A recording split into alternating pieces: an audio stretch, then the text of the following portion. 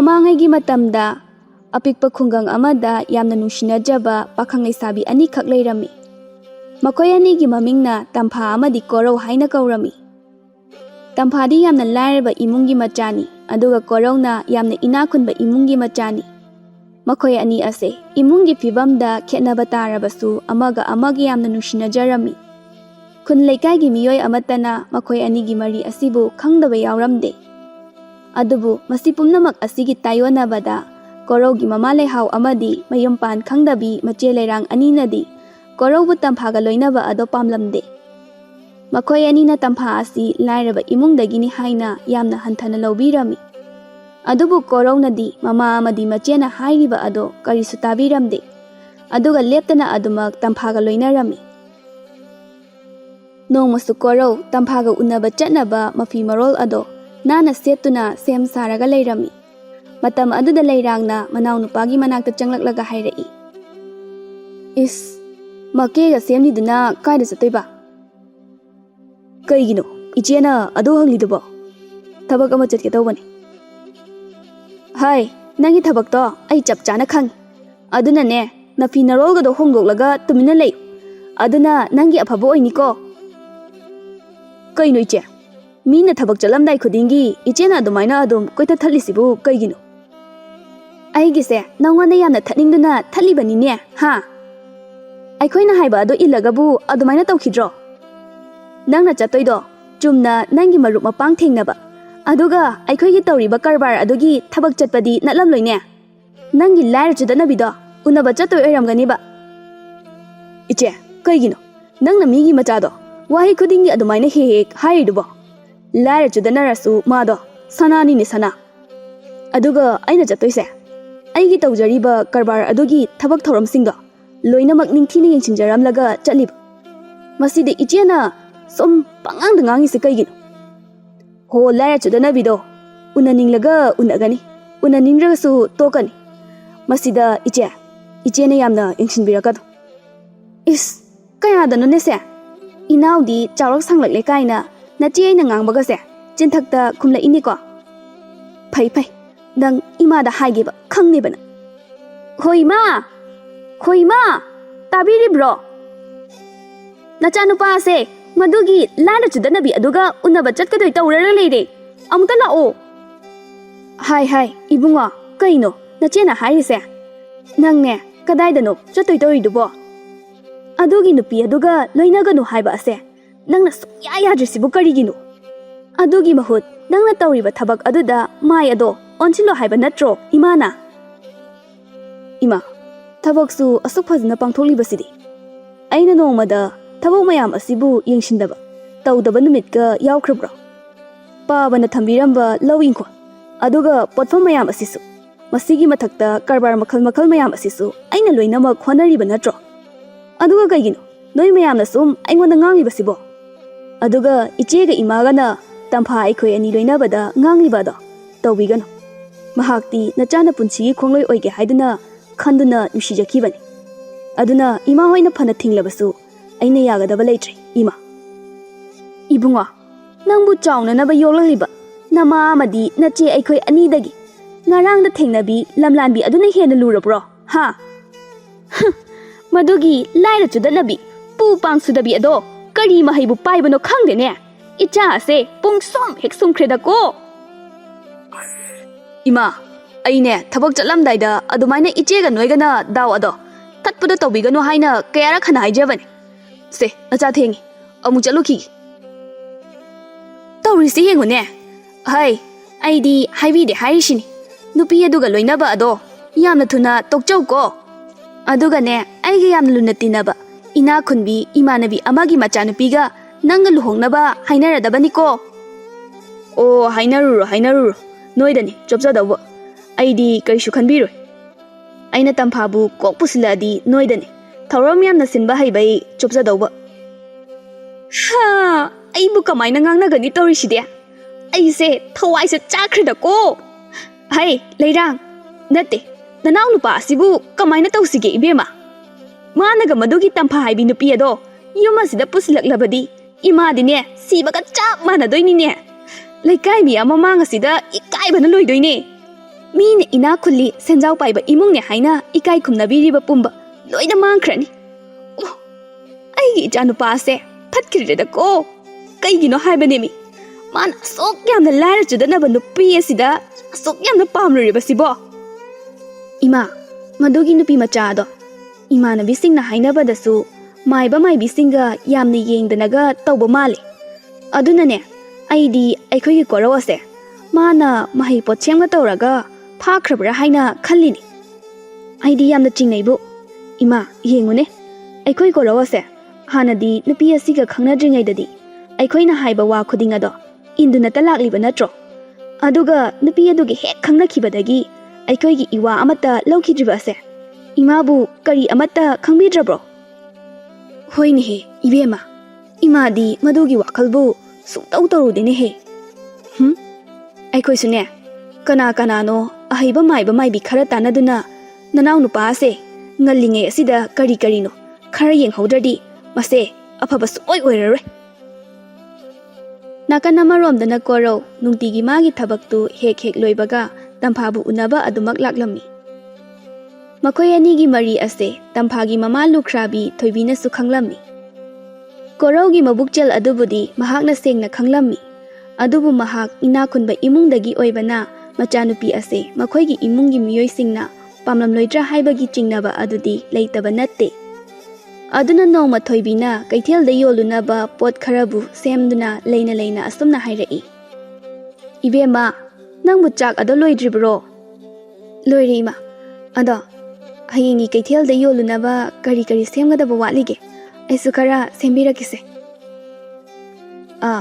ꯑꯌꯥꯝꯕꯕꯨꯗꯤ ꯂꯣꯏꯔꯦꯗ ꯑꯗꯣ ꯃꯔꯣꯏ ꯑꯁꯦ ꯈꯔ ꯃꯜꯂꯛꯑꯣ ꯍꯌꯦꯡ ꯕꯣꯔꯥ ꯍꯧꯅꯕ ꯑꯗꯣ ꯅꯪꯅꯦ ꯉꯁꯤꯗꯤ ꯏꯃꯥꯒ ꯋꯥꯔꯤ ꯈꯔ ꯁꯥꯟꯅꯁꯤꯀꯣ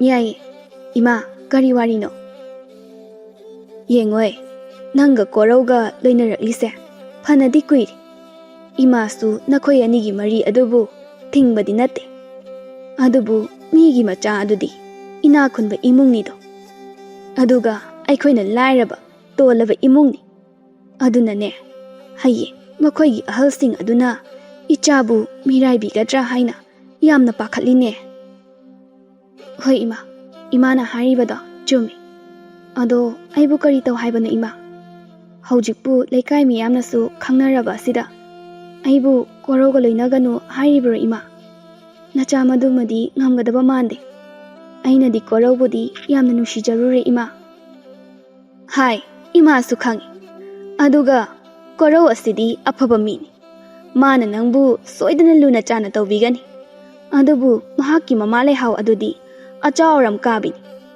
ꯑꯗꯨꯅ ꯍꯌꯦꯡ ꯏꯆꯥꯗ ꯁꯣꯛꯂꯛꯀꯗ꯭ꯔꯥ ꯈꯟꯕꯒꯤ ꯋꯥꯅꯤ ꯑꯗꯣ ꯐꯔꯦꯁꯦ ꯀꯣꯔꯧꯅꯁꯨ ꯅꯪꯒꯤꯗꯃꯛ ꯂꯦꯞꯂꯛꯄꯁꯨ ꯌꯥꯏꯗ ꯃꯁꯤꯗ ꯊꯣꯏꯅ ꯈꯜꯂꯒꯨꯝꯁꯦ ꯑꯗꯨꯕꯨꯅꯦ ꯅꯪ ꯃꯈꯣꯏꯒꯤ ꯃꯃꯥ ꯑꯃꯗꯤ ꯃꯆꯦ ꯑꯅꯤꯗꯨꯗꯒꯤꯗꯤ ꯈꯔ ꯆꯦꯛꯁꯤꯜꯂꯨꯀꯣ ꯃꯈꯣꯏ ꯑꯅꯤ ꯑꯗꯣ ꯌꯥꯝꯅ ꯇꯧꯕ ꯉꯝꯕ ꯅꯨꯄꯤꯅꯤꯀꯣ ꯑꯁꯣꯝꯗꯁꯨ ꯂꯩꯍꯥꯎ ꯑꯃꯗꯤ ꯂꯩꯔꯥꯡ ꯑꯅꯤꯅ ꯃꯥꯏꯕ ꯃꯥꯏꯕꯤ ꯀꯌꯥ ꯑꯃꯕꯨ ꯇꯥꯟꯅꯗꯨꯅ ꯇꯝꯐꯥꯗ ꯄꯣꯠꯁꯦꯝ ꯀꯌꯥ ꯑꯃ ꯇꯧꯁꯤꯟꯅꯕ ꯍꯣꯠꯅꯔꯤ ꯅꯥꯀꯟ ꯑꯃꯔꯣꯝꯗ ꯇꯝꯐꯥ ꯑꯃꯗꯤ ꯀꯣꯔꯧ ꯑꯁꯨꯛꯀꯤ ꯃꯇꯤꯛ ꯅꯨꯡꯁꯤꯅꯕ ꯍꯦꯟꯒꯠꯂꯛꯂꯝꯃꯤ ꯑꯗꯨꯒ ꯍꯧꯖꯤꯛꯇꯤ ꯇꯝꯐꯥꯅꯁꯨ ꯂꯩꯍꯥꯎ ꯑꯃꯗꯤ ꯂꯩꯔꯥꯡꯅ ꯃꯍꯥꯛꯄꯨ ꯀꯣꯔꯧꯒ ꯂꯣꯏꯅꯍꯟꯅꯤꯡꯗꯦ ꯍꯥꯏꯕꯁꯨ ꯈꯪꯂꯛꯂꯝꯃꯤ ꯑꯗꯨꯅ ꯇꯝꯐꯥ ꯑꯗꯣ ꯃꯊ꯭ꯋꯥꯏ ꯑꯗꯣ ꯅꯨꯡꯉꯥꯏꯇꯅ ꯀꯣꯔꯧꯗ ꯍꯥꯏꯔꯛꯂꯝꯃꯤ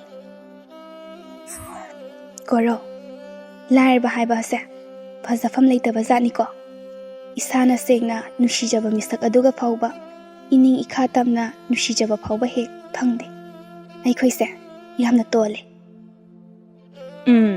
ꯑꯃꯨꯛ ꯍꯧꯔꯛꯂꯕ꯭ꯔꯥ ꯅꯪꯒꯤ ꯍꯧꯅꯕꯤ ꯑꯗꯣ ꯅꯪꯉꯣꯟꯗ ꯀꯅꯥꯅ ꯀꯔꯤ ꯍꯥꯏꯔꯛꯂꯒꯦꯕ ꯏꯃꯥꯒꯤ ꯏꯆꯦꯒꯗꯤ ꯑꯗꯨꯃꯥꯏꯅ ꯑꯗꯨꯝ ꯇꯧꯔꯒ ꯂꯩꯔꯕꯅꯤ ꯃꯈꯣꯏꯅ ꯅꯪꯕු ꯄꯥꯝꯗꯦ ꯄꯥꯝꯗꯦ ꯍꯥꯏꯔꯁꯨ ꯑꯩꯅ ꯅꯪꯕꯨ ꯌꯨꯝ ꯑꯗꯨꯗ ꯃꯧ ꯑꯣꯏꯅ ꯍꯦꯛ ꯄꯨꯁꯤꯜꯂꯛꯄꯗꯅꯦ ꯃꯈꯣꯏꯅ ꯌꯥꯗꯕ ꯌꯥꯄꯣꯟꯇꯦ ꯃꯔꯥꯏꯅ ꯑꯗꯨꯝ ꯌꯥꯖꯔꯛꯑꯗꯕꯅꯤ ꯃꯈꯣꯏꯒꯤ ꯍꯧꯅꯕꯤ ꯑꯗꯨꯝ ꯄꯉꯥꯡꯗ ꯉꯥꯡꯂꯤꯅꯤ ꯃꯁꯤꯗ ꯇꯥꯁꯤꯟꯕꯤꯔꯨꯅꯨ ꯅꯪꯒꯤꯗꯃꯛꯇꯗꯤ ꯑꯩꯅ ꯏꯆꯥꯎ ꯆꯥꯎꯅ ꯂꯦꯞꯂꯤꯕꯁꯤꯗꯤ ꯅꯪꯅꯕꯨꯗꯤ ꯑꯩꯒꯤꯗꯃꯛ ꯂꯦꯞꯄꯤꯒꯅꯤ ꯍꯥꯏꯕ ꯑꯩꯁꯨ ꯈꯪꯉꯤꯗ ꯑꯗꯨꯗ ꯏꯆꯦꯒ ꯏꯃꯥꯒꯅꯁꯨ ꯑꯩꯕꯨ ꯌꯥꯕꯤꯔꯕꯗꯤ ꯑꯃꯨꯛꯀ ꯍꯦꯟꯅ ꯅꯨꯡꯉꯥꯏꯅꯤꯗꯅ ꯑꯗꯨꯗ ꯁꯨꯝ ꯍꯥꯏꯕꯅꯤ ꯑꯁ ꯅꯪꯁꯦ ꯏꯆꯦ ꯍꯣꯏꯒ ꯂꯩꯃꯤꯟꯅꯗꯣꯏꯔꯥ नत्रगा अइगा लेमिनदोइरो हा हाइरो सेमता कइनो लेबबुदी नंगा लेमिनद्रदि कइनो अदु ओइरदिने वादो यामना ngangan तुमिना लेरो अइना थोकपा ngamnaba मायोगनगनि हौजुमक हेक्ता चेलसिरो हाइगुमदना ngasi se numitri yamna phai aduna aina mu puduna ngasi chatlagi kaino amuk tawsilaisina yam thuzilakano ai matam khara lekhini yar nangi matam khara leiba do kuimale hai su haibani nang su khara khalo ai khoi ani na loinara ise kayam kuire kuina nusinaраkladi miwa changlakani haiba do kawgano aduna aidi nangna yagera yaroida ngasi mak nangmu puduna hekta chalani aidi Mathi warem da khit tarakhino ai ngam khira habani ko kari ngam loidoino aidi nana ngasi chelase hek haibada yadraba tu asigi turel asida chongthaduna sigadabani is dhabkadi yengune nangdi iroiba haidaina aduna turel da chongtharasu kaisu siroi oi iroiba hairasu aine iroidrabadi tumina adum ising manung asida luthakhidoiba khangabra phaginate aidi nang asimak puraga chelani haribasini asi haiduna tamphana yadrabasu yadana namdana makhoi ani ngasi chelami korona tamphabu mayumda puduna lakpa aduda leirang amadi lehaw ani adudi sauningbana loire aduna korowda yamna thina cheiba hawraklami koro kaino nanga tawrise ai khoina pamde haiba nupi asibu yum sida pusla ibasibu karigino ha nangbu nupi asi natradi atopa kada amata leitraba haibane mi nangbo ibunga is tawrisi yengune masigi nupi ase mamit managa tuthasinaraga tawrise asi haiduna tamphagi manakta thunamak changsilaktuna phammi aduga hairai ibema ima adine wa lotpa ase yamna hainade aduna hekta koidana haireko haibiyo ima aigi icha ase imanadi noigumbi laira chudana bisinga asumna loinaba ase pamdabani adubu hauzikti nangbu ichana su pame haina puraklabanina karibudi tawruni ado nate nangbu nangna hingjanaba karino ama tawjanaba sel khara su pirage ngallinge asida miyam khangnarakdringai nangbu yumda thinbiragedana kaino ima nangmu ngawrbo migi macha ase aina mafam asida chelaga puraklini aduga amuk thindokluge hairisibu karigino ima nangse nupini ne ko nupi ama oiraga nupi amabu adu khanthana lawribadi karigino mibu selne hekta leiba yani haibagi wakhalado thadopiyo mase hana laira jarabasu haujikti aigi nupi haibado oidorabani senjau paiba imungi miyoi ama oidorabani tampha korona magi damak lepiduna adamna mamada haiba aduda magi wakhal ado kharadi chakthokchei adubu mahak mathamoidadi lehaw amadi leirangsu kiribani asumna haujikti makhoi ani luhong kaihongna dunasu leminarami matam asida leirangi mama macha changduna tamphabu asuki matik yamna otpirami chaidrasu yaba ngangningai su leitaba thabak amadasu kari karino kadai kadai dagino puthoraktuna hekta chai hekta ngangi nongmasu korowdi magi achinba thabak khara leibadagi thabak ado ayuk ngantana kakhre aduga tamphasu imungi thabak khara tawraga leirami matam asida leirangna yaw itheng thengna hogolaklaga thabak tawribi tamphada hairai is hek yahawrakpaga daw yaroidabi ama hek thengneida natte aina haidi aise hogolakadore hairabadi machi marum amada ngayak su changsinuna leiba yadro ha nangi sibu aibu usitribro ha hayune nangi se mi usitriroba nati che aidi thabak tawringaida iche hawgalakpa ada uhaudre aibu warobiganu laira chudana bisidi nayumda nama lukhrabi adunadi kari amata takpi tambidrabanina karimta khanglamaroi yahawrakpada si tawgadabani asimana tawgano haiba ado kari amata takpiramaroiba chalo nasakto yeningde haujimak cha do thuna lolaga puthoro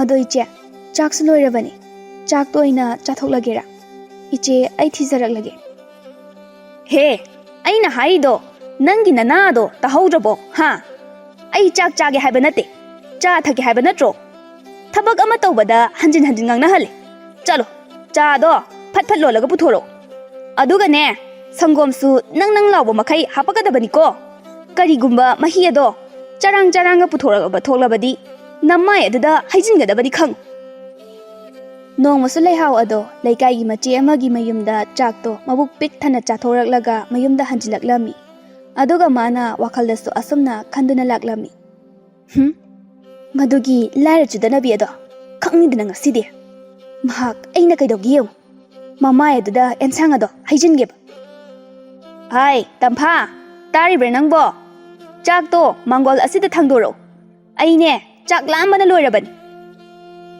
ꯍꯣꯏ ꯏꯃꯥ ꯊꯥꯡꯗꯣꯛꯆꯔꯛꯑꯒꯦ ꯏꯃꯥ ꯁꯤꯗ ꯂꯩꯔꯤ ꯑꯦ ꯀꯩ ꯑꯦꯟꯁꯥꯡꯅꯣ ꯁꯤꯗꯤ ꯁꯧꯒ꯭ꯔꯤ ꯅꯠꯇ꯭ꯔꯣ ꯁꯤꯕꯣ ꯁꯧꯒ꯭ꯔꯤꯕꯨ ꯀꯅꯥꯅ ꯆꯥꯖꯔꯨꯅꯤ ꯍꯥꯏꯒꯦ ꯁꯦ ꯅꯪ ꯍꯦꯛ ꯆꯥꯎ ꯏꯃꯥ ꯈꯪꯕ꯭ꯔꯥ ꯅꯪ ꯁꯤꯒꯨꯝꯕ ꯑꯦꯟꯁꯥꯡ ꯑꯁꯦ ꯅꯣꯏꯒꯤ ꯂꯥꯏꯔ ꯆꯨꯗꯅꯕ ꯏꯃꯨꯡ ꯑꯗꯨꯅ ꯆꯥꯒꯗꯕ ꯑꯩꯈꯣꯏꯗꯤ ꯆꯥꯅꯗꯦ ꯈꯪꯉꯕ꯭ꯔꯥ ꯆꯠꯂꯣ ꯅꯁꯛꯇꯣ ꯌꯦꯡꯅꯤꯡꯗꯦ ꯍꯦ ꯉꯥꯏꯈꯣ ꯑꯩꯅ ꯉꯁꯤ ꯅꯃꯥꯏꯗ ꯑꯦꯟꯁꯥꯡ ꯍꯩꯖꯤꯜꯂꯤꯕꯗꯣ ꯃꯁꯤꯗꯤ ꯀꯔꯤꯁꯨ ꯂꯩꯕ ꯅꯠꯇꯦ ꯅꯪꯅ ꯁꯨꯝ ꯅꯅꯝꯃꯗꯣ ꯀꯟꯗꯨꯅ ꯅꯄꯥꯝꯗꯒ ꯆꯠꯈ꯭ꯔꯣ ꯍꯥꯏꯕ ꯌꯥꯗ꯭ꯔꯕꯗꯤꯅꯦ ꯃꯁꯤꯗꯒꯤ ꯍꯦꯟꯕ ꯀꯌꯥꯅꯤ ꯑꯩꯅ ꯇꯧꯔꯛꯀꯗꯧꯔꯤꯕꯁꯦ ꯈꯪꯉꯨ ꯅꯪ ꯅꯨꯃꯤꯠ ꯑꯗꯨꯒꯤ ꯅꯨꯃꯤꯗꯥꯡꯅꯤ ꯀꯣꯔꯧꯅ ꯃꯌꯨꯝꯗ ꯍꯜꯂꯛꯄ ꯃꯇꯝꯗ ꯃꯥꯒꯤ ꯅꯨꯄꯤꯒꯤ ꯃꯃꯥꯏꯗ ꯃꯩꯅ ꯄꯣꯛꯄꯗꯧꯅ ꯏꯉꯥꯡ ꯉꯥꯡꯈꯠꯂꯤꯕ ꯑꯗꯨ ꯎꯔꯝꯃꯤ ꯃꯗꯨ ꯎꯕꯗ ꯀꯣꯔꯧꯅ ꯍꯥꯏꯔꯛꯏ ꯑꯦ ꯇꯝꯐꯥ ꯀꯩꯗꯧꯔꯤꯅꯣ ꯅꯪꯒꯤ ꯅꯃꯥꯏ ꯑꯗꯨꯗꯤ ꯀꯩꯗꯧꯔꯒꯦꯕ ꯀꯩꯗꯧꯔꯒꯦ ꯍꯥꯏꯁꯤꯕ ꯑꯁꯤꯗ ꯉꯥꯡꯈꯠꯂꯤꯁꯦ ꯀꯩꯗꯧꯔꯒꯦ ꯍꯥꯏꯕꯅꯤ ꯉꯁꯥꯏꯅꯦ ꯑꯩꯅ ꯉꯥ ꯇꯥꯎꯕꯗ ꯊꯥꯎꯅ ꯆꯣꯡꯈꯤꯕꯅꯤ ꯑꯗꯨꯒꯤ ꯑꯣꯏꯔꯤ ꯅꯪ ꯑꯩꯉꯣꯟꯗ ꯋꯥ ꯂꯣꯜꯂꯗꯣꯏꯔꯣ ꯃꯗꯣ ꯊꯥꯎꯅ ꯆꯣꯡꯈꯤꯕ ꯅꯠꯇꯦ ꯍꯥꯏꯌꯨ ꯑꯁꯦꯡꯕꯗꯣ ꯑꯩꯉꯣꯟꯗ ꯍꯥꯏꯔꯛꯑꯣ ꯅꯪꯒꯤꯗꯃꯛ ꯑꯩ ꯂꯩꯔꯤꯕꯁꯤꯗꯤ ꯀꯅꯥꯅ ꯀꯔꯤ ꯇꯧꯔꯤꯅꯣ ꯍꯥꯏꯌꯨꯁꯦ ꯀꯔꯤꯒꯨꯝꯕ ꯅꯪꯅ ꯑꯩꯉꯣꯟꯗ ꯃꯤꯅꯝꯂꯛꯂꯕꯗꯤ ꯑꯩꯈꯣꯏ ꯑꯅꯤꯒꯤ ꯃꯔꯤ ꯑꯁꯦ ꯑꯁꯨꯝ ꯂꯥꯞꯊꯣꯛꯅꯔꯛꯀꯅꯤ ꯃꯁꯤꯗꯒꯤ ꯇꯝꯐꯥꯅ ꯉꯁꯤ ꯊꯣꯛꯈ꯭ꯔꯤꯕ ꯊꯧꯗꯣꯛ ꯑꯗꯣ ꯃꯄꯨꯔꯣꯏꯕꯗ ꯂꯤꯖꯔꯝꯃꯤ ꯋꯥꯔꯤ ꯑꯗꯨ ꯇꯥꯔꯨꯕꯗ ꯁꯥꯎꯔꯗꯨꯅ ꯀꯣꯔꯧꯅ ꯏꯃꯨꯡ ꯑꯗꯣ ꯏꯔꯥꯡ ꯇꯧꯕ ꯍꯧꯔꯛꯂꯝꯃꯤ ꯏꯃꯥꯎ ꯀꯩꯅꯣ ꯅꯣꯏꯅ ꯇꯧꯔꯤꯕꯁꯦ ꯅꯣꯏꯕꯨ ꯃꯤꯔꯣ ꯁꯥꯔꯣ ꯍꯥꯏ ꯑꯩꯅ ꯀꯩꯗꯧꯔꯒꯦꯅꯦ ꯅꯃꯥ ꯑꯩꯉꯣꯟꯗꯕꯨ ꯑꯗꯨꯃꯥꯏꯅ ꯉꯥꯡꯂꯤꯕ ꯅꯪꯕꯨ ꯀꯔꯝꯕ ꯃꯤꯅꯣꯅꯦꯍꯦ ꯅꯠꯇꯦ ꯀꯔꯤꯒꯤꯅꯣ ꯏꯃꯥ ꯍꯣꯏꯅ ꯑꯁꯨꯛ ꯌꯥꯝꯅ ꯐꯠꯇ꯭ꯔꯤꯕꯁꯤꯕꯣ ꯇꯝꯐꯥꯅ ꯅꯣꯏꯗ ꯀꯌꯥꯃꯨꯛ ꯌꯥꯝꯅ ꯀꯥꯏꯈ꯭ꯔꯒꯦ ꯑꯃꯨꯛꯇ ꯍꯥꯏꯕꯤꯌꯨ ꯀꯥꯏꯕ ꯀꯥꯏꯗꯕ ꯑꯩꯈꯣꯏ ꯈꯪꯗꯦ ꯑꯩꯈꯣꯏꯅ ꯃꯥꯁꯦ ꯁꯨꯡꯄꯥꯝ ꯍꯦꯛ ꯄꯥꯝꯗꯦ ꯑꯗꯨꯅ ꯑꯣꯠꯀꯦ ꯌꯥꯎꯅ ꯑꯣꯠꯂꯤꯕꯅꯤ ꯑꯣ ꯐꯔꯦ ꯅꯣꯏꯅ ꯑꯗꯨ ꯌꯧꯅ ꯐꯠꯂꯝꯂꯣꯏ ꯍꯥꯏꯕꯁꯦ ꯑꯩꯅꯗꯤ ꯈꯜꯂꯨꯗꯕꯅꯤ ꯑꯗꯨꯅ ꯑꯩꯈꯣꯏ ꯑꯅꯤꯃꯛ ꯉꯁꯤꯗꯒꯤ ꯌꯨꯝ ꯑꯁꯦ ꯊꯥꯗꯣꯛꯇꯨꯅ ꯆꯠꯈ꯭ꯔꯅꯤ ꯏꯆꯦꯒ ꯏꯃꯥꯒ ꯅꯈꯣꯏ ꯑꯅꯤ ꯌꯨꯝ ꯑꯁꯤꯗ ꯅꯨꯡꯉꯥꯏꯅ ꯅꯅꯤꯡꯇꯝꯅ ꯄꯥꯜꯍꯧꯔꯣ ꯑꯗꯨꯒꯅꯦ ꯏꯃꯥ ꯑꯩꯅꯗꯤ ꯅꯈꯣꯏ ꯑꯅꯤꯕꯨ ꯁꯤꯔ ꯐꯥꯎꯕꯗ ꯍꯟꯅ ꯌꯦꯡꯂꯛꯑꯔꯣꯏꯗꯕꯅꯤ ꯁꯤꯃꯗꯤ ꯈꯪꯕꯤꯌꯨ ꯍꯩꯃꯥ ꯏꯕꯨꯡꯉꯣ ꯉꯥꯏꯈꯣꯁꯦ ꯑꯗꯨꯝꯅ ꯍꯥꯏꯕ ꯍꯧꯅꯗꯦ ꯏꯃꯥꯁꯦ ꯑꯍꯜ ꯑꯣꯏꯁꯤꯜꯂꯛꯂꯦ ꯑꯗꯨꯅ ꯑꯍꯜꯒꯤ ꯍꯧꯅꯕꯤ ꯑꯗꯣ ꯇꯧꯔꯨꯔꯤꯕ ꯑꯣꯏꯔꯤꯅꯤ ꯏꯆꯦꯅꯦ ꯏꯃꯥꯗ ꯋꯥꯈꯜ ꯇꯥꯅꯕ ꯍꯥꯏꯒꯦꯁꯦ ꯑꯗꯨꯝꯅ ꯌꯨꯝ ꯊꯥꯗꯣꯛꯂꯒ ꯆꯠꯄ ꯍꯧꯅꯗꯦ ꯇꯝꯐꯥ ꯀꯣꯔꯧꯁꯦ ꯑꯃꯨꯛꯇ ꯊꯦꯝꯖꯤꯜꯂꯨ ꯑꯩꯈꯣꯏꯅꯦ ꯅꯪꯒꯤ ꯅꯐꯝꯗ ꯌꯥꯝꯅ ꯂꯥꯟꯈ꯭ꯔꯦ ꯃꯁꯤꯗꯒꯤ ꯇꯝꯐꯥꯅꯁꯨ ꯀꯣꯔꯧꯕꯨ ꯊꯦꯝꯖꯤꯜꯂꯝꯃꯤ ꯅꯨꯃꯤꯠ ꯑꯁꯤꯗꯒꯤ ꯂꯩꯍꯥꯎ ꯑꯃꯗꯤ ꯂꯩꯔꯥꯡ ꯑꯅꯤ ꯑꯗꯣ ꯃꯈꯣꯏꯅ ꯇꯝꯐꯥꯕꯨ ꯐꯅ ꯅꯨꯡꯁꯤꯗ꯭ꯔꯕꯁꯨ ꯃꯇꯝ ꯈꯔꯗꯤ ꯅꯨꯡꯁꯤꯕ ꯁꯥꯗꯨꯅ ꯂꯩꯔꯝꯃꯤ ꯑꯗꯨꯕꯨ ꯃꯈꯣꯏ ꯑꯅꯤꯅ ꯅꯥꯀꯟ ꯑꯃꯔꯣꯝꯗꯁꯨ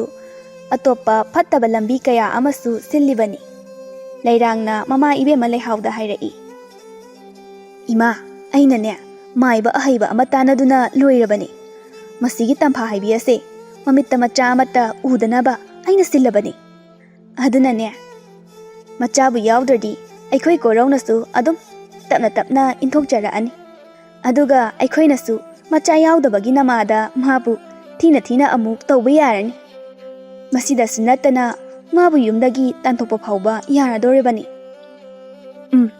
ꯑꯗꯨꯕꯨꯗꯤ ꯌꯥꯝꯅ ꯐꯕ ꯋꯥꯐꯝꯅꯤꯅꯦ ꯏꯕꯦꯝꯃ ꯑꯗꯣ ꯉꯥꯏꯈꯣ ꯅꯪꯅ ꯇꯥꯟꯅꯔꯨꯔꯤꯕ ꯃꯥꯏꯕ ꯑꯗꯣ ꯀꯗꯥꯏꯗꯒꯤꯅꯣꯅꯦ ꯍꯌꯦꯡ ꯑꯩꯈꯣꯏ ꯀꯣꯔꯧꯅꯒ ꯈꯪꯂꯛꯑꯣꯏꯗ꯭ꯔꯥ ꯍꯥꯏꯕ ꯈꯪꯂꯣꯏ ꯊꯪꯅꯕ ꯂꯩꯕꯥꯛꯇꯒꯤꯅꯤ ꯑꯗꯨꯒꯅꯦ ꯀꯔꯤꯒꯨꯝꯕ ꯀꯣꯔꯧꯒ ꯃꯥꯒ ꯈꯪꯅꯔꯝꯕ ꯊꯣꯛꯂꯕꯁꯨ ꯁꯦꯜ ꯈꯔ ꯄꯤꯔꯒ ꯃꯥꯒꯤ ꯃꯆꯤꯟ ꯑꯗꯣ ꯃꯦꯟꯁꯤꯟꯈ꯭ꯔꯒ ꯂꯣꯏꯔꯤꯅꯦ ꯏꯃꯥ ꯑꯣꯟꯊꯣꯛꯅꯁꯨ ꯁꯤꯡꯈ꯭ꯔꯦꯗꯀꯣ ꯏꯃꯥꯒꯤ ꯏꯕꯦꯝꯃ ꯅꯪꯁꯦ ꯑꯗꯨꯗꯤꯅꯦ ꯀꯥꯟꯅꯗꯦ ꯃꯇꯝ ꯃꯥꯡꯍꯟꯕ ꯐꯠꯇꯦ ꯍꯌꯦꯡꯃꯛ ꯏꯃꯥ ꯏꯆꯥ ꯆꯠꯇꯨꯅ ꯃꯥꯏꯕ ꯑꯗꯨꯒ ꯑꯀꯨꯞꯄ ꯃꯔꯣꯜ ꯑꯗꯣ ꯇꯥꯊꯣꯛꯅꯔꯨꯔꯁꯤ ꯃꯊꯪꯒꯤ ꯅꯨꯃꯤꯠꯅꯤ ꯀꯣꯔꯧ ꯍꯥꯟꯅꯒꯨꯝ ꯊꯕꯛ ꯆꯠꯀꯗꯕꯒꯤ ꯑꯌꯨꯛ ꯉꯟꯅ ꯁꯦꯝ ꯁꯥꯗꯨꯅ ꯂꯩꯔꯝꯃꯤ ꯃꯇꯝ ꯑꯁꯤꯗ ꯂꯩꯍꯥꯎꯅ ꯍꯥꯏꯔꯛꯏ ꯏꯕꯨꯡꯉꯣ ꯅꯪꯕꯨ ꯊꯕꯛ ꯆꯠꯀꯗꯧꯔꯤꯕ꯭ꯔꯣ ꯑꯧ ꯏꯃꯥ ꯆꯠꯇꯣꯔꯤ ꯑꯗꯣ ꯀꯔꯤ ꯍꯥꯏꯅꯤꯡꯒꯦ ꯏꯃꯥ ꯀꯩꯁꯨ ꯍꯥꯏꯅꯤꯡꯗꯦꯗ ꯑꯗꯣ ꯅꯪꯅꯦ ꯉꯁꯤꯗꯤ ꯈꯔ ꯊꯥꯞꯄ ꯑꯩꯈꯣꯏꯒꯤ ꯊꯕꯛ ꯃꯐꯝ ꯑꯗꯨꯗꯁꯨꯅꯦ ꯈꯔ ꯌꯦꯡꯁꯤꯜꯂꯛꯑꯣ ꯏꯃꯥꯒꯤ ꯃꯪꯗꯅꯦ ꯃꯗꯨꯗ ꯊꯕꯛ ꯁꯨꯔꯤꯕ ꯃꯤꯑꯣꯏꯁꯤꯡ ꯑꯗꯣ ꯑꯋꯥ ꯑꯅꯥ ꯈꯔ ꯇꯥꯕꯗꯧꯅ ꯎꯔꯝꯃꯤ ꯑꯗꯨꯅꯅꯦ ꯅꯪꯅ ꯑꯃꯨꯛꯇ ꯌꯦꯡꯁꯤꯟꯕꯤꯔꯨꯆꯣ ꯍꯣꯏ ꯏꯃꯥ ꯑꯩꯅ ꯉꯁꯤ ꯆꯠꯇꯣꯏꯁꯤꯁꯨ ꯑꯗꯨꯒꯤ ꯊꯕꯛ ꯃꯐꯝ ꯑꯗꯨꯗꯅꯤ ꯃꯐꯝ ꯑꯗꯨꯗ ꯆꯠꯇꯨꯅ ꯌꯦꯡꯁꯤꯟꯗꯕꯁꯨ ꯆꯌꯣꯜ ꯑꯃ ꯐꯥꯔꯦ ꯑꯗꯨꯅ ꯉꯁꯤꯗꯤ ꯌꯦꯡꯂꯨꯒꯦ ꯍꯥꯏꯅ ꯇꯧꯔꯕꯅꯤ ꯐꯔꯦꯗ ꯑꯗꯨꯗꯤ ꯑꯗꯣ ꯏꯕꯦꯝꯃ ꯇꯝꯐꯥ ꯅꯪꯕꯨ ꯏꯕꯨꯡꯉꯣꯒꯤ ꯆꯥꯛꯀ ꯄꯤꯖꯈ꯭ꯔꯕꯣ ꯏꯃꯥ ꯆꯥꯔꯕꯅꯤ ꯐꯔꯦ ꯐꯔꯦ ꯑꯗꯨꯗꯤ ꯏꯕꯨꯡꯉꯣ ꯅꯪꯅꯦ ꯅꯤꯡꯊꯤꯖꯅ ꯆꯠꯂꯨꯀꯣ ꯑꯗꯨꯒ ꯌꯥꯔꯤꯕ ꯃꯈꯩ ꯉꯟꯅꯁꯨ ꯍꯜꯂꯛꯅꯕ ꯇꯧꯀꯣ ꯍꯣꯏ ꯏꯃꯥ ꯑꯁꯨꯝꯅ ꯀꯣꯔꯧꯅ ꯍꯦꯛ ꯆꯠꯈꯤꯕꯒ ꯂꯩꯍꯥꯎ ꯑꯃꯗꯤ ꯂꯩꯔꯥꯡꯁꯨ ꯃꯐꯤ ꯑꯗꯣ ꯄ꯭ꯔꯞ ꯍꯣꯡꯗꯣꯛꯇꯨꯅ ꯃꯥꯏꯕ ꯑꯗꯨꯕꯨ ꯇꯥꯟꯅꯕ ꯆꯠꯈꯤ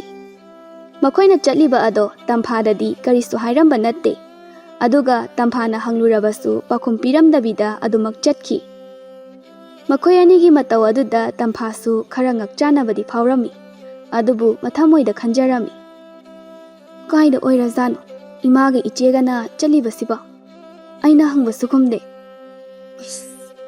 ꯑꯩꯗꯤ ꯃꯣꯏ ꯑꯅꯤ ꯑꯁꯦ ꯄꯪꯀꯤꯗ ꯀꯤ ꯍꯥꯟꯅꯗꯒꯤꯗꯤ ꯍꯧꯖꯤꯛꯅ ꯈꯔ ꯐꯔꯁꯨ ꯑꯩꯗꯤ ꯃꯈꯣꯏ ꯑꯅꯤꯅ ꯑꯩꯕꯨ ꯍꯧꯖꯤꯛ ꯐꯥꯎꯕ ꯅꯨꯡꯁꯤꯕꯤꯔꯝꯒꯅꯤ ꯍꯥꯏꯕ ꯑꯁꯦ ꯊꯥꯖꯕ ꯉꯝꯗꯦ ꯑꯗꯨꯕꯨ ꯃꯁꯤ ꯄꯨꯝꯅꯃꯛ ꯑꯩꯅ ꯀꯤꯗꯨꯅ ꯄꯪꯈꯟꯗ ꯈꯟꯖꯟꯕ ꯑꯣꯏꯔꯝꯕꯁꯨ ꯌꯥꯏꯗ ꯑꯁꯣꯝꯗꯅ ꯂꯩꯍꯥꯎ ꯑꯃꯗꯤ ꯂꯩꯔꯥꯡ ꯑꯅꯤ ꯑꯗꯣ ꯃꯥꯏꯕ ꯑꯗꯨꯒꯤ ꯃꯅꯥꯛꯇ ꯌꯧꯔꯗꯨꯅ ꯃꯈꯣꯏꯅ ꯄꯥꯡꯊꯣꯛꯍꯟꯅꯤꯡꯂꯤꯕ ꯊꯕꯛ ꯑꯗꯨꯕꯨ ꯂꯣꯏꯅꯃꯛ ꯃꯥꯏꯕ ꯑꯗꯨꯗ ꯍꯥꯏꯔꯗꯨꯅ ꯈꯪꯍꯜꯂꯝꯃꯤ ꯃꯁꯤꯗꯒꯤ ꯃꯥꯏꯕ ꯑꯗꯨꯅ ꯑꯃꯨꯛ ꯍꯥꯏꯔꯛꯏ ꯏꯕꯦꯝꯃ ꯅꯈꯣꯏꯅ ꯍꯥꯏꯔꯤꯕ ꯊꯕꯛ ꯑꯗꯣ ꯈꯨꯠ ꯈꯔ ꯆꯪꯒꯗꯧꯔꯤ ꯑꯗꯨꯅꯅꯦ ꯁꯦꯜꯗꯤ ꯈꯔ ꯃꯇꯤꯛ ꯆꯥꯅ ꯇꯧꯀꯣ ꯑꯣꯖꯥ ꯃꯥꯏꯕ ꯃꯗꯨꯒꯤ ꯑꯣꯏꯔꯕꯗꯤꯅꯦ ꯀꯔꯤꯁꯨ ꯈꯟꯕꯤꯔꯨꯅꯨ ꯑꯣꯖꯥꯅ ꯍꯥꯏꯕ ꯁꯦꯜ ꯈꯨꯗꯤꯡꯃꯛ ꯑꯃꯠꯇ ꯋꯥꯠꯇꯅ ꯄꯤꯖꯒꯦ ꯍꯧꯖꯤꯛꯃꯛ ꯍꯦꯛꯇ ꯊꯝꯃꯝꯃꯣ ꯍꯥꯏꯔꯁꯨ ꯊꯝꯖꯔꯝꯒꯦ ꯑꯩꯈꯣꯏꯒꯤ ꯍꯥꯏꯕꯕꯨ ꯑꯩꯈꯣꯏꯅ ꯍꯥꯏꯖꯔꯤꯕ ꯊꯕꯛ ꯑꯁꯤꯃꯠꯇꯗꯤ ꯁꯣꯏꯍꯟꯕꯤꯔꯛꯀꯅꯨ ꯐꯔꯦ ꯐꯔꯦ ꯑꯗꯨꯗꯤꯅꯦ ꯑꯩ ꯍꯧꯖꯤꯛ ꯂꯥꯏ ꯈꯣꯏꯔꯝꯕ ꯍꯧꯔꯒꯦꯀꯣ ꯑꯗꯣ ꯅꯨꯄꯤ ꯃꯆꯥ ꯑꯗꯨꯒꯤ ꯃꯃꯤꯡ ꯑꯗꯨꯕꯨ ꯀꯔꯤ ꯍꯥꯏꯕꯅꯣꯅꯦ ꯑꯣꯖꯥ ꯇꯝꯐꯥ ꯍꯥꯏꯕꯅꯤ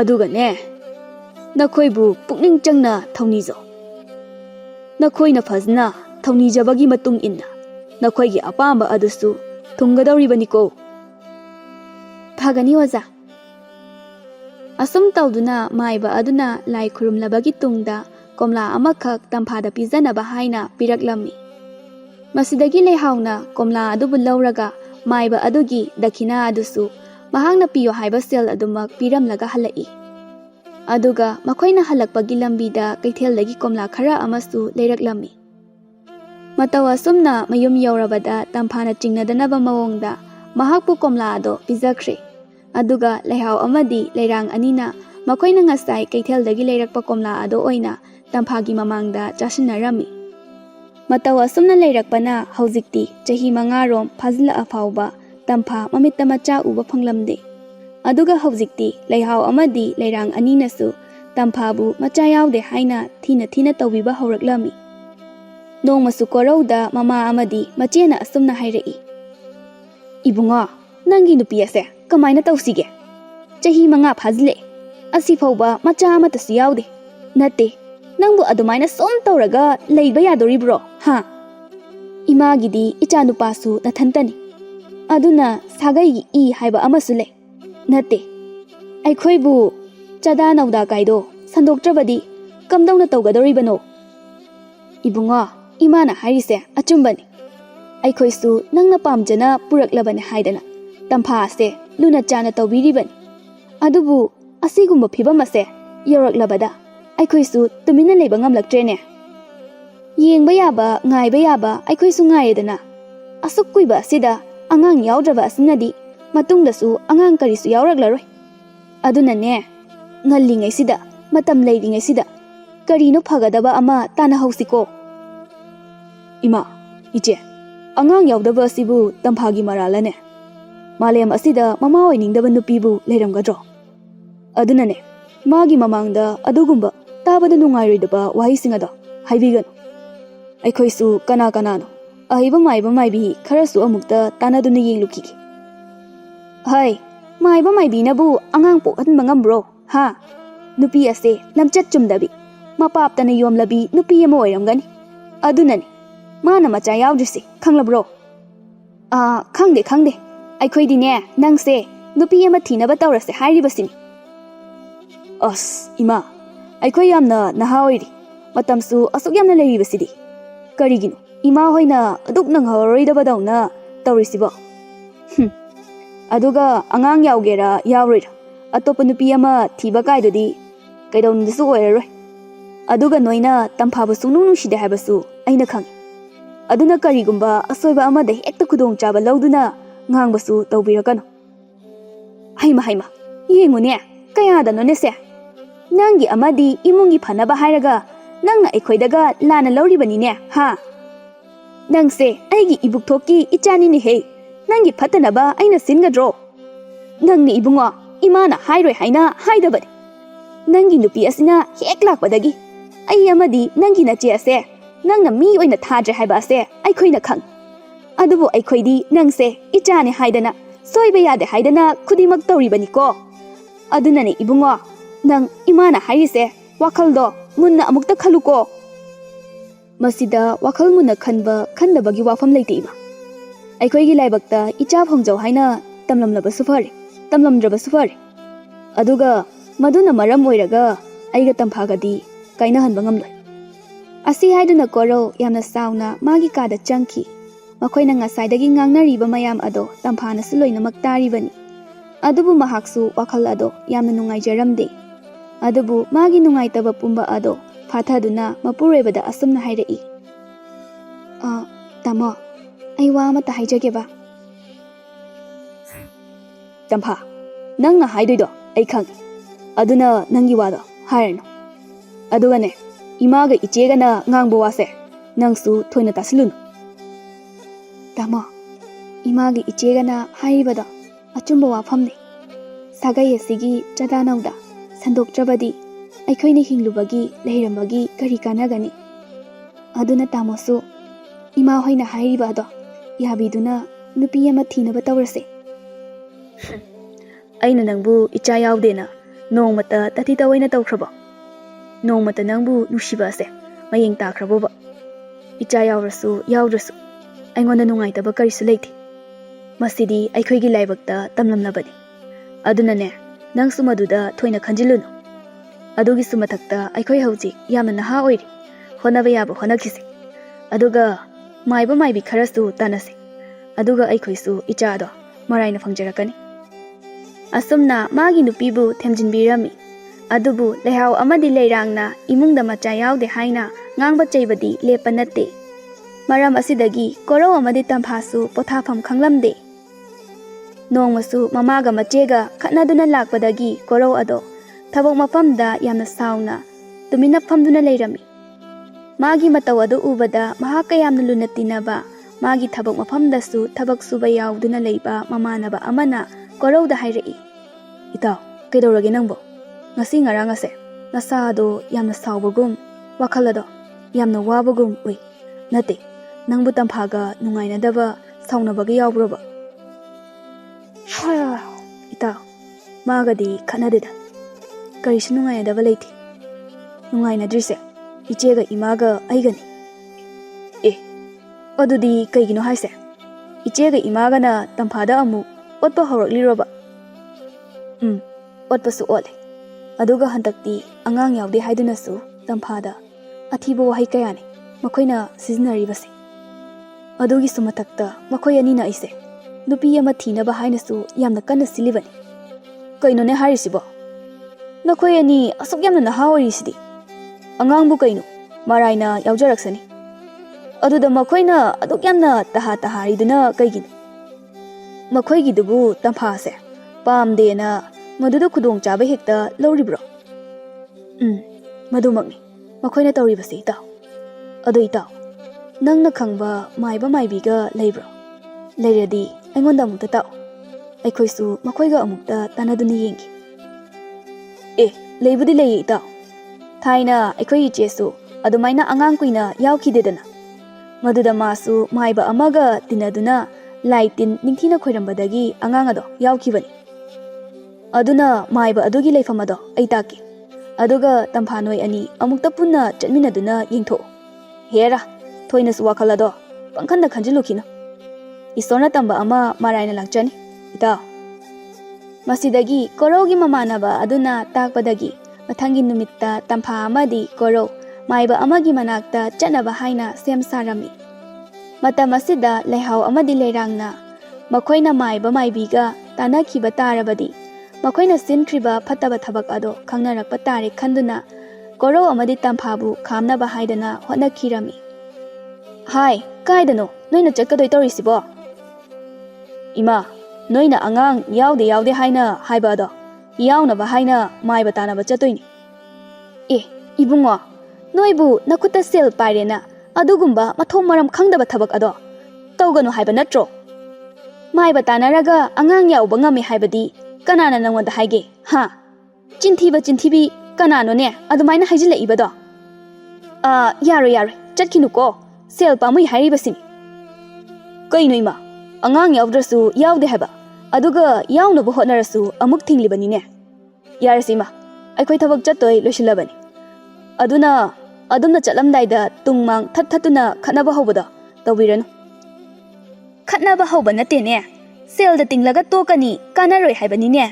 Se angang yauge hairadi ne nupi ase sillaga ne atopa nupi ama lauraga yaugadaba. Nupi ase leiri khaidi ne angang sungyau he yauba ngamlaroi khangabro. Aduga noina maibaga tanadoi tawrise nupi asigi mama lukhrabi aduna tanau haina hairakpa oiramni ne. Imung kaina basinbi mama ado mana aikhoigi sel ase manghandoigi tawrakliba oiramniba. Ima nangna sokyamna phatrise kaigino mara leijadraba migi mama ado pallaga amu ngangido kaigino tawgadoriba thabak khudingmak aina sillaga aina khudingmak pangthokke tawribani. Ima noine handak oirasu mathangdagidi aigi lanjadraba ahal lamanbu panduna ngangbirakano. Asi hairamlaga makhoi ani maiba adugi manakta chatkhre. Aduga maiba aduna laitin khoramduna yenglabagi tungda korogi apokpi mama amadi machena tamphabu angang yaudanaba tawkhre haiba ase khanglaklammi. Pau ase tarubada korodi saubana mai haukhre. Aduga maiba aduna wakhal ngha khallabagi tungda amuk hairai. Ngai khoni bungo nangbu kanagi machano ne. Oza aise leikidraba bibagi machanu pani. Ha itaw bibagi machane haiba. Adudi nangse lehaugi machani ne ko. Mana aigi inakta laklamlaga thabak khudingmak ase tawkhribani. Aduga selga su yamna chawna piram khraponida. Adubune phari. Nangi pabung ado aigi yamna luna dinarai. Aduna ne napabung adugi khalaga ipana nangidamak aina tawkhriba phattaba thabak ado laida amu sangdainabiragi. Thabak ase tawbada aigi thawai ase mangkhibasu yaribani. Adubune musti pumnamak nakhoigi khalaga aduga aigi iral adubu yazabo oina aina pangthoklage. Adubune nakhoisu aina lai khoramlakpa matamda nabungning changna isorda thawni jawko. Asi haiduna maiba aduna lai khoramba hauraklammi. Aduga koro amadi tamphasu mathamoi sengna isorda thawni jarami. Ngayaki matungda lai adusu khoiramba loirami. Adubu maiba ado masada yamna sontharakpadagi famlambadagi tuge tawraklami. Maduda korona maiba adubu ngakhatpirami. Aduga haujikti tamphada semjinkiba adusu loinamak maiba aduna lokthokpikhre. Aduga laibak phabadagi maiba adusu mathwai hinghaure.